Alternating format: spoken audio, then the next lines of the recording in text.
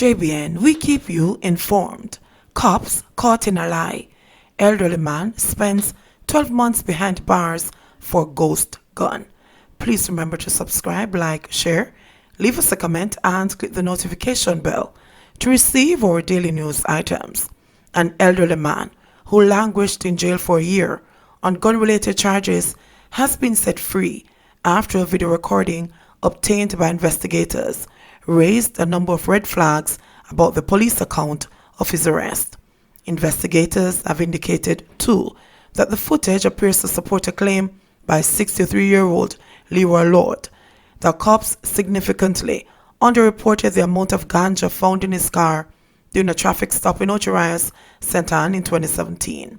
The traffic stop was captured by a closed-circuit television system installed at a business place near the scene of the arrest and turned over to the Independent Commission of Investigations, INDICOM.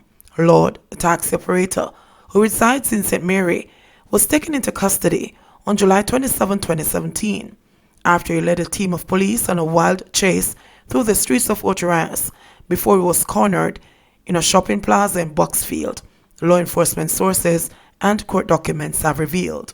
The documents include an entry in a police station diary the following day, which detailed the police's account of the arrest but made no reference to any gunfire.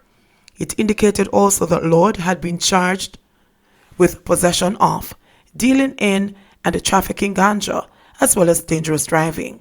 The taxi operator admitted during an interview that his Toyota Probox motor car was loaded with 14 plastic bags of ganja, weighing approximately 129 pounds. The video recording shows several bags stashed on top of each other at the back of the car. After a policeman opens the trunk, minutes later, it shows one of the cops driving away the Probox with the bags still inside. In the video, all four men return to the plaza several minutes later in the same vehicles in which they departed. But according to Lord's attorney, Ganique Williams, only 30 pounds of ganja was presented a week later when her client pleaded guilty to the drug charges.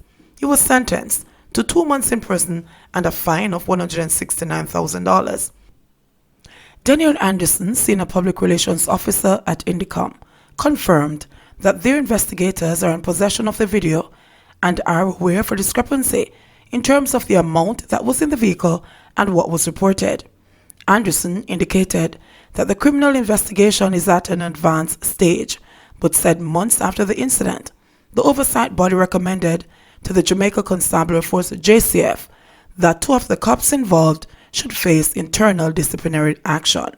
We have not received any feedback about the recommendation to date, she said, noting that the other cop had already resigned. The documents indicated that 2 days after the drug arrest and amid word of a probe by INDICOM, a second entry was made in the station diary about Lord's arrest.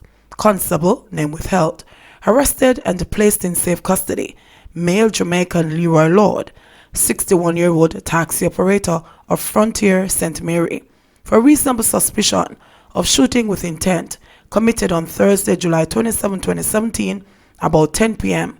at Square One Plaza in Ocharias, St. Anne, the entry read. Lord was formally charged for illegal possession of a gun and shooting with intent and spent 12 months in jail awaiting trial. The charges were based on claims by the 3 cops involved in the traffic stop that they twice came under gunfire from a male passenger during a chase of his car. The 3 policemen, a corporal and 2 constables, acknowledged that they fired at the Probox because they feared for their safety, but said the gunman managed to escape before Lord's vehicle came to a halt inside Square One Plaza. The 63-year-old insisted that no one else was in his vehicle. "Just me alone and the weed," he said. The firearm charges were tossed just over a week ago, and the Lord walked from the St. Anne Circuit Court a free man after prosecutor Aldi Duncan offered no evidence against him. Duncan, a deputy director of public prosecutions, outlined in court that a review of the video footage revealed a number of inconsistencies with the cops' account of the circumstances that led to Lord's arrest.